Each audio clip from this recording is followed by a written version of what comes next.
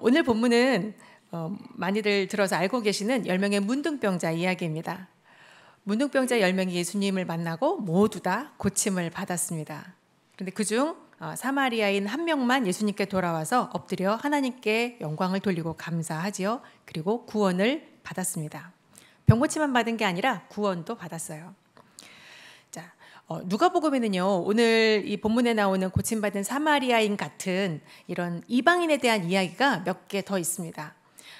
누가복음 4장에 보면 예수님의 고향 나사렛을 방문하셔서 거기서 복음을 전하세요. 그리고 회당에 들어가셔서 메시아에 대한 예언의 글을 읽으신 다음에 그렇게 말씀하십니다. 이 글이 오늘 너희 귀에 응하였느니라 하세요. 이게 무슨 말이에요? 메시아에 관한 글을 읽었잖아요. 이 글이 너희 귀에 응하였느니라. 메시아가 여기 있다, 이런 얘기예요. 당연히 안 믿죠.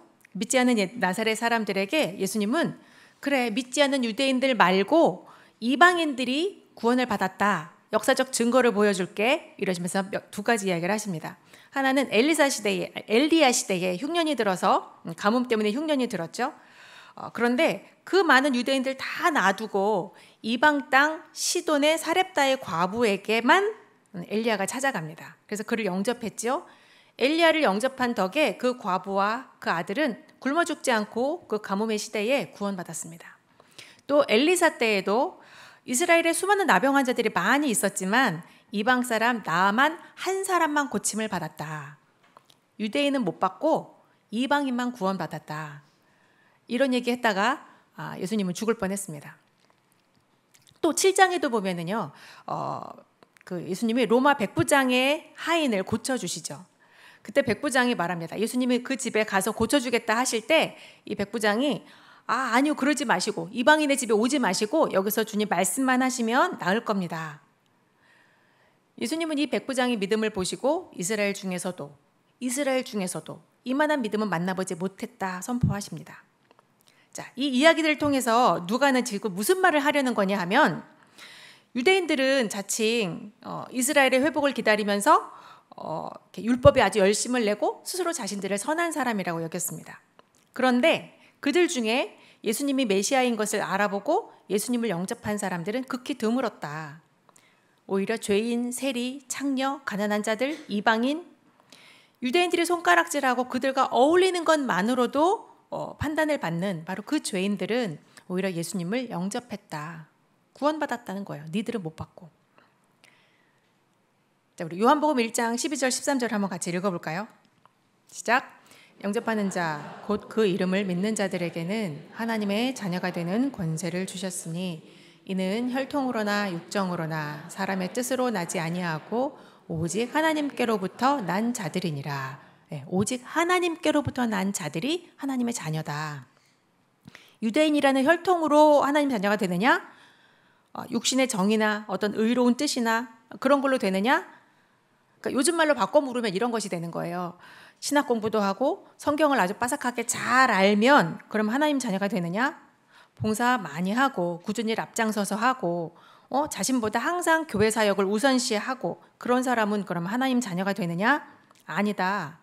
오직 예수 그리스도를 향한 진실한 믿음을 가진 자, 예수님을 영접하는 자, 하나님은 그런 자들을 믿음으로 거듭나게 하시고 구원을 얻게 하십니다.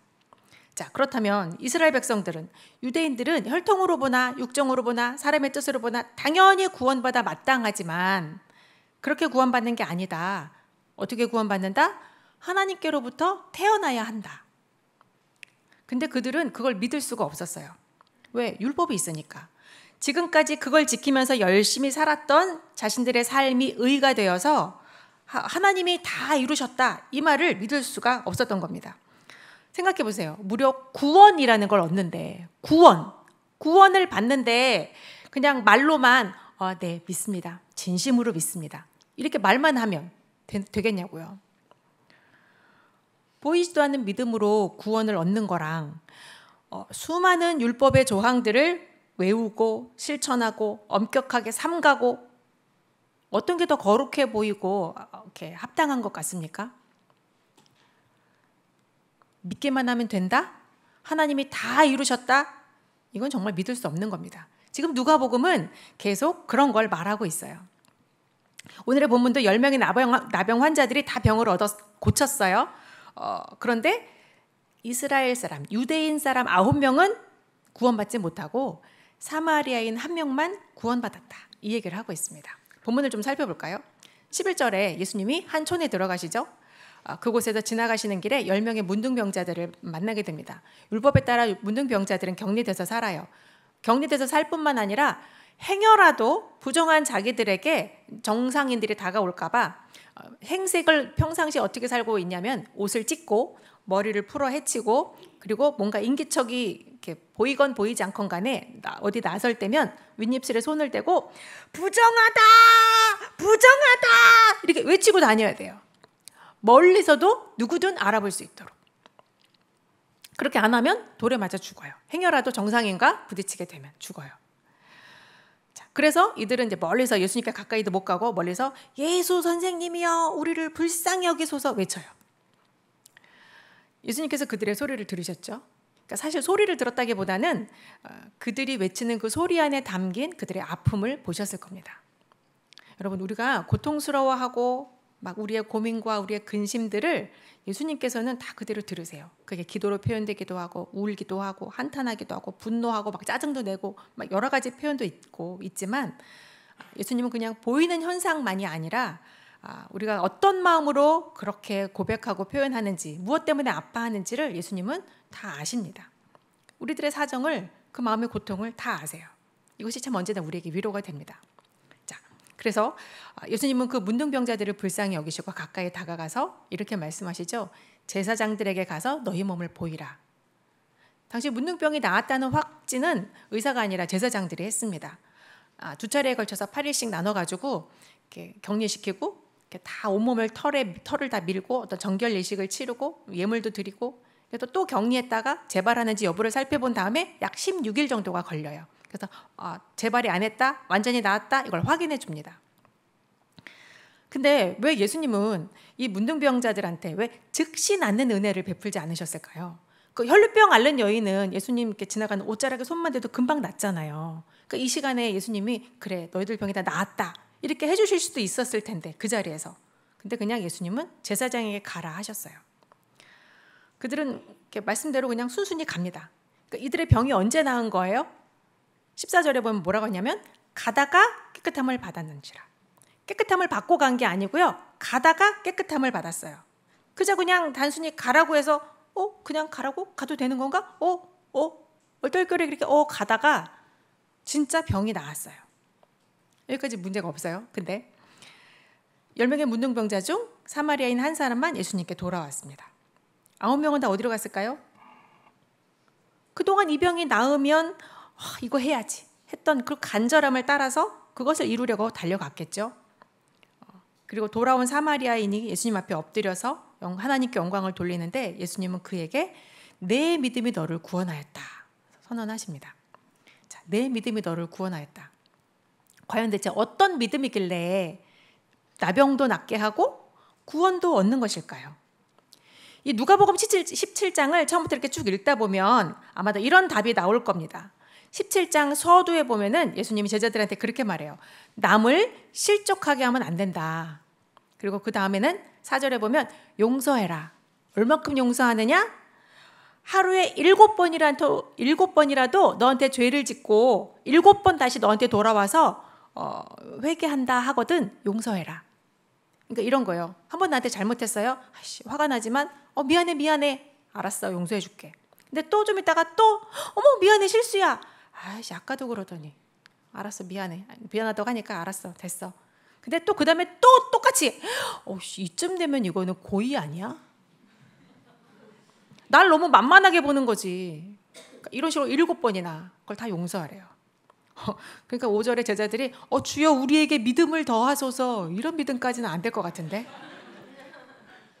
근데 예수님은 이번에 한술 더 떠서 이렇게 말씀하세요. 6절에 보면 뽕나무더러 뿌리가 뽑혀서 바다에 심기어라. 말만 해도 그 말에 뽕나무가 순종하는 믿음. 근데 그게 겨자씨 한 알만한 믿음이래요. 그리고 오늘 읽은 본문에 나병 환자들이 다 낫게 되는 믿음. 구원 얻는 믿음이라면 이런 불가능한 일이 항상 동반되는 정도, 그 정도의 믿음이어야 한다라는 말처럼 들리죠. 남을 실족시키지 않는 거랑 이렇게 용서하는 거랑 이건 어떻게든 해보겠어. 이를 악물면 할 수 있을 것 같은데 나무더러 바다에 심기어라 이렇게 말만 하고 막 나병 환자를 막 고치고 이런 믿음은 사실 겨자씨 한 알만큼 작아서는 안 되는 거 아닌가? 그리고 솔직히 이런 거 할 정도면 작은 믿음은 아니잖아요. 주님, 작은 믿음의 기준이 주님은 너무 높으신 거 아닌가요? 이게 지금 믿음의 양이나 크기에 대한 이야기를 하는 거겠습니까? 오늘은 우리가 구원 얻는 믿음이 뭔지 그리고 대체 그게 어떤 믿음인지 한번 생각해 보려고 합니다. 누가복음 5장에 보면 예수님이 이미 예전에 한 동네에 들어가셔서 나병 환자를 고치신 적이 있어요. 그리고 그 소문이 많이 퍼져서 많은 사람들이 말씀도 듣고 자기 병도 고침을 받고자 하여서 예수님께 몰려듭니다. 아마 이 10명의 나병 환자들도 그 소문을 들었겠죠. 그래서 그분이 원하시면 예수님이 원하시면 예수님의 능력으로 나병이 충분히 고침받을 수 있다는 것을 믿었습니다.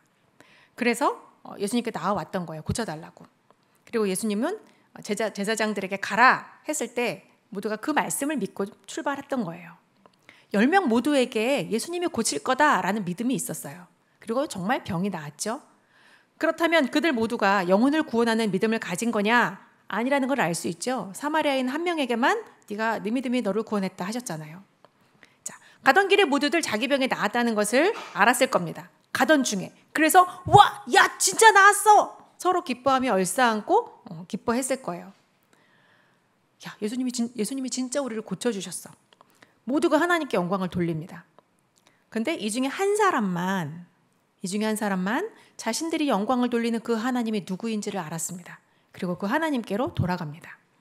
이 한 사람만 자기를 고치신 예수님이 바로 하나님이시다라는 것을 깨닫고 돌아온 겁니다.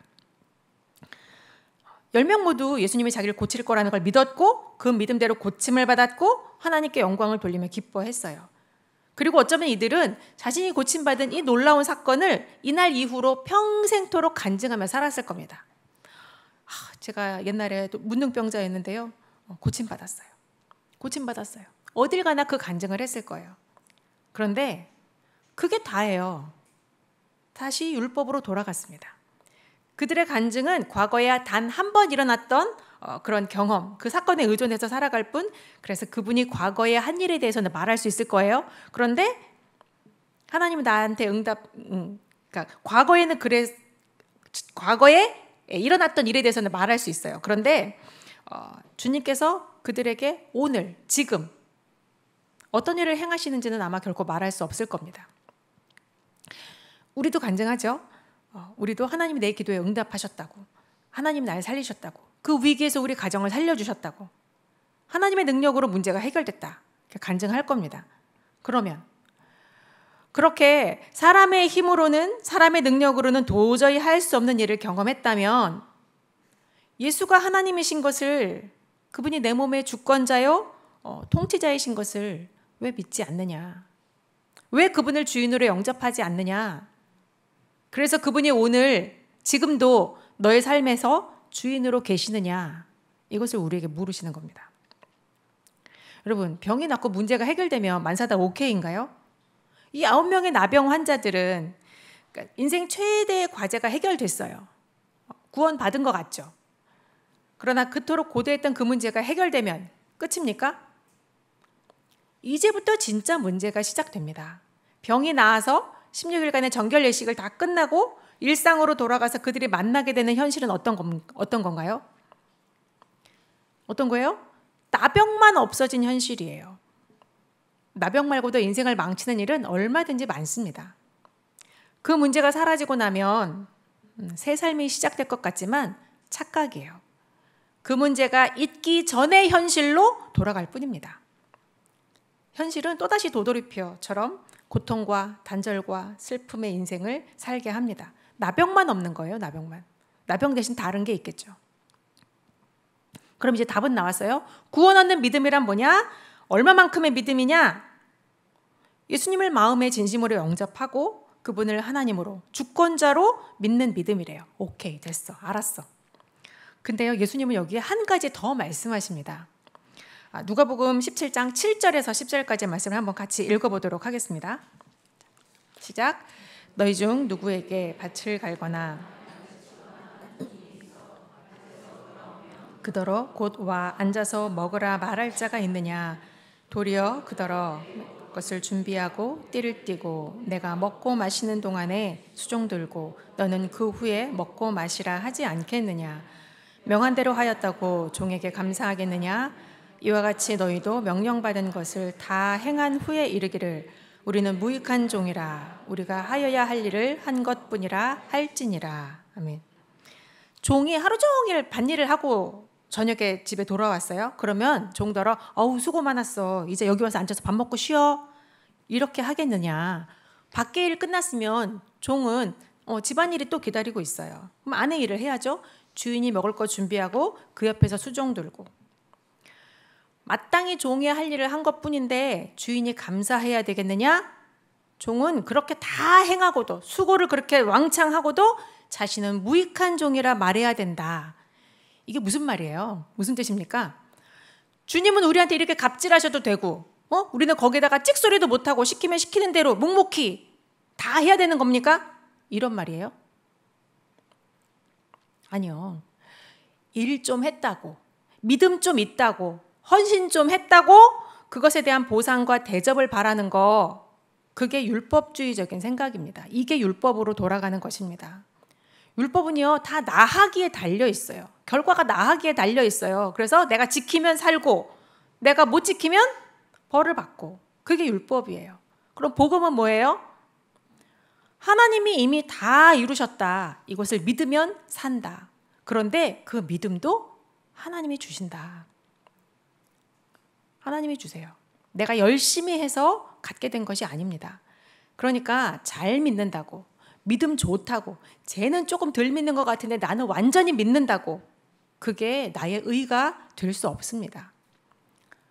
아무리 큰 믿음, 좋은 믿음, 확고한 믿음이 있어도 그 믿음으로 정말 뽕나무를 이렇게 말만 해갖고 뽑혀가지고 바다에 막 심겨지고 막 7번 아니라 70번이라도 막 용서해주고 병 아니라 이렇게 죽은 사람이 살아나고 이런 기적이 일어난다 할지라도 그 믿음이, 그렇게 모든 일을 행하는 믿음이 내 의가 되겠느냐? 나는 무익한 종일 뿐입니다. 내가 뭘 열심히 해서 얻어낸 믿음이 아니거든요. 구원 얻는 믿음은 정말 단순하게 진심으로 예수님을 나의 주인으로, 주님으로 믿는 거예요. 주님은 그런 믿음을 보시고 일어나 가라. 내 믿음이 너를 구원하였느니라 하십니다. 나병에 걸린 사마리아인을 보세요. 그 사람은 모든 것에 버림받은 사람이었습니다. 부정한 이방인이요, 율법으로도 버림받았어요. 사람에게도 버림받고. 다른 사람들은 다 제사장에게 확인받으러 갔잖아요. 근데 사실 이 사람은 사마리아인이잖아요. 확인받을 필요가 없어요. 확인받을 수조차 없어요. 제사장에게 가까이 갈 수가 없으니까. 여러분, 예수님이 아니었다면 우리가 이 사람보다 나은 것이 무엇입니까? 우리도 나병 환자와 같이 무익한 자였습니다. 내가 자격 조건이 돼서 구원받은 게 아니에요. 조금 상태 좋을 때는 막 이렇게 은혜 받고 며칠 잘 살면 좀 뭔가 되는 것 같아. 영적으로 좀 충만한 것 같아. 근데 그러다가 잠깐 또 은혜가 떨어져가지고 며칠 성경도 못 읽고 기도도 못하고 큐티도 건너뛰고 막 이러면 금방 또 다운됐다가 또 막 은혜 받고 막 이렇게 말씀을 읽을 때는 그래 핸드폰 안 해야지 결심하고 이제 핸드폰 잠궈. 근데 또 결심이 무너져서 막 드라마 정주행하고 막 이러면 막 자신을 한없이 자책하고, 환경이 조금만 좋아지면 행복했다가 그 환경이 바뀌면 또 금방 지옥으로 떨어졌다가, 상황과 환경이 나를 가지고 마음껏 까불어요. 이렇게 막 까불어. 그런데도 거기 어찌할 바를 모르고 노란하고 내 마음은 너를 뛰면서 은혜를 받았다가 또 죄 지었다가 은혜 받았다가 나락으로 갔다가, 이것을 반복하는 상황의 노예로 사는 것이 그게 나였습니다. 그런 우리의 소리치는 영혼의 음성을 주님이 들으시고 다가오셔서 고쳐주십니다. 그러나 고침이 그분의 목적이 아니에요. 이것을 어떻게 고쳐요? 잠깐 진정시키는 거 아닙니다. 그 죄의 노예로 살던 삶을 완전히 청산하게 해 주시는 것이 그분의 목적입니다. 바로 여기에서의 구원이 그분이 우리에게 주시려는 것입니다. 믿음으로 구원을 얻는다는 건 구원을 주시는 예수님을 내 마음에 영접하고 그분과 늘 함께 살고 그분이 내 인생의 주인이 되고 이거예요. 구원 얻는 믿음이 따로 있어요? 네, 따로 있어요. 이거예요. 이 단순한 믿음이에요. 그렇다면 그 단순한 믿음이 있다면 그분이 나와 늘 함께 있고 그분이 내 주인이라면 그러면 내 인생에 문제가 좀 있어도 괜찮은 거 아닙니까? 우리 요한일서 5장 12절 말씀을 같이 한번 읽어보겠습니다. 시작. 아들이 있는 자에게는 생명이 있고 하나님의 아들이 없는 자에게는 생명이 없느니라. 여러분 안에는 하나님의 아들, 이 예수가 있습니까? 그러면 괜찮은 거 아니에요? 그분 하나님의 아들이신데. 선하시고 완전하신 주님께서 나에게 아픈 가시 주고 힘든 문제 떠안고 자꾸 나만 손해보는 상황을 그런 십자가를 지게 하신다면 그래서 내가 계속 힘들다면 뭔 이유가 있겠지. 그분이 능력이 없어서 안 고쳐주십니까? 그분 팔이 짧아서 나를 못 도와주세요? 아니란 말이에요. 인색해서 안 주시는 것도 아니잖아요. 그분은 지금 그분의 방법으로 그분이 원하시는 더 좋은 것을 이루고 계시는 중이에요. 예수님이 내 주인이라면 믿을 수 있잖아요. 믿어지죠. 우리가 예수를 믿음으로 죄의 저주에서 풀려나고 영원한 생명을 얻어서 하나님과의 관계가 영원히 회복됐어요. 이 아름답고 놀라운 선물이 있어요. 잠깐 살다가는 이 세상에서 잠깐 고난받고 잠깐 힘들고 잠깐 아픈 거에 비하면 이거 너무 수지 맞은 거 아닌가. 구원 얻는 믿음이란 이렇게 수치화, 수량화 해가지고 이렇게 눈으로 딱 보이는 증거를 그렇게 해서 확인할 수 있는 그런 게 아닙니다. 이렇게 가끔 여러분 이렇게 목장 모임이나 오랜만에 요즘 또 대신반 기간이니까 이제 목회자들이 가면 묻죠. 요즘 신앙생활 어떠신가요? 영적인 상태가 어떠신가요? 이렇게 안 물어보나요? 이렇게 물으시면 여러분 뭐라고 대답하세요? 아유, 요즘 너무 바빠서 성경도 잘 못 읽고요. 아유, 기도도 잘 못하고 그래요. 자책하거나 또는 요즘 좀 그래도 은혜 받아서 규칙적으로 성경도 읽고 기도도 열심히 하려고 하고 키트도 그래도 일주일에 4번은 해요. 나 좀 해요. 뻑이죠. 이렇게 수량화하는 것은 바리새인들, 율법주의자들의 특징입니다. 눈에 보이는 것이 있어야 안심이 되거든요. 그러나 신앙생활은 그런 수치로 가늠할 수 없습니다. 오히려 눈에 보이지 않는 것들, 예를 들면 나를 화나게 하고 나를 낙심하게 만드는 내 주변의 자극들에 대해서 내가 인내하고 있는가, 또 나에게 맡겨진 사람들을 내가 진심으로 사랑의 마음으로 대하고 자주 기뻐하는가, 이런 것들이겠죠. 사탄은요, 인간 말종이 지옥 가는 거 그거보다 교회에 잘 출석하는 사람들, 이런 사람들을, 여러분 같은 사람들을 지옥에 보내는 것을 더 간절히 원합니다. 주일이 되면 믿지 않아서, 믿음이 없어서 거듭난 적이 없는 많은 사람들이 교회로 몰려옵니다. 이 말이 되게 이상하게 들리시나요? 천만에요. 그 누구도 가룟 유다를 의심하지 않았잖아요. 네, 유다도 옵니다. 그러면 물으세요. 유다야, 너 구원 받았니? 나 교인이에요, 교인. 그것도 무려 예수님이 개척하신 그 교회의 창립 멤버예요. 아니, 그거 말고 너 구원 받았냐? 나 예수님 가까이에서 늘 그분을 만나서 잘 알아요. 지금 그걸 묻는 게 아니고 너 구원 받았냐? 여러분, 우리가 교회 그 무슨 기부금 영수증, 세례증서, 제자훈련 수료증 이런 거 가지고도 하나님 나라 못 들어가고 바깥 어두운 데서 슬피 울며 일을 갈 수 있습니다. 고린도후서 13장 5절 말씀 우리 같이 한번 읽어볼까요? 고린도후서 13장 5절입니다. 시작. 너희는 믿음 안에 있는가? 너희 자신을 시험하고 너희 자신을 확증하라. 예수 그리스도께서 너희 안에 계신 줄을 너희가 스스로 알지 못하느냐? 그렇지 않으면 너희는 버림받은 자니라. 너희가 믿음 안에 있는지 점검해봐라. 어떻게 해요? 예수님이 내 안에 계신지 안 계신지 봐라. 그걸로 알 수 있다. 예수님이 계신지 안 계신지 어떻게 알 수 있지? 안 보이는데? 그러니까 자꾸 보이는 걸 찾죠. 아니요, 지금 여기서는 그렇게 하는 게 아니라고 그랬잖아요. 점검해봐라. 예수님이 네 안에 계신지 안 계신지 봐라. 알 수 있다. 알 수 있다. 이거는요, 바울이 교회에 쓴 편지예요. 바울이 직접 말씀을 전해서 전도한 사람들이 세운 그 교회에다가 하는 말입니다. 여러분은 예수님이 여러분 안에 계신 거 알고 있습니까? 모른다면 실격입니다. 믿음이 얼마나 큰지, 얼마나 강한지, 그래서 그게 얼마나 큰 효력을 발생시키는지 그런 거에 집중하지 마십시오. 아무리 큰 기적을 행하고 기도응답 체험을 하고 그런다 해도 그것은 구원받는 것과는 무관합니다. 또 반대로 내 인생에 너무 아무 일도 안 일어나. 아무리 기도해도 안 이루어져요. 힘든 이 슬픈 상황이 안 변해요. 그래서 나한테 믿음이 없나? 이런 의심이 들거든 생각해 보세요. 내 안에 예수님이 있나?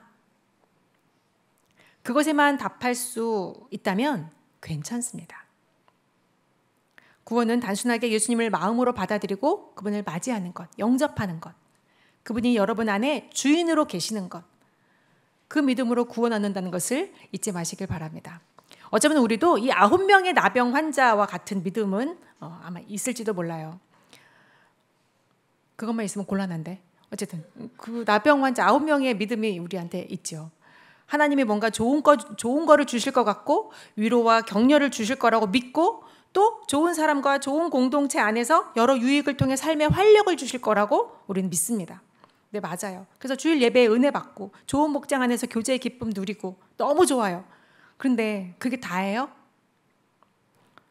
그게 다라고 생각하면 곤란해요. 에피타이저만 먹고 너무 맛있어 온갖 찬사를 들어놓고 메인 메뉴는 나오기도 전에 가버리는 거랑 똑같습니다. 하나님이 왜 우리한테 그런 은혜를 주십니까? 그 은혜를 통해서 예수님을 믿으라고. 그 모든 은혜를 부어주시는 하나님을 마음의 진심으로 맞아들이고 그러라고. 그냥 밖에 세워두지 말고.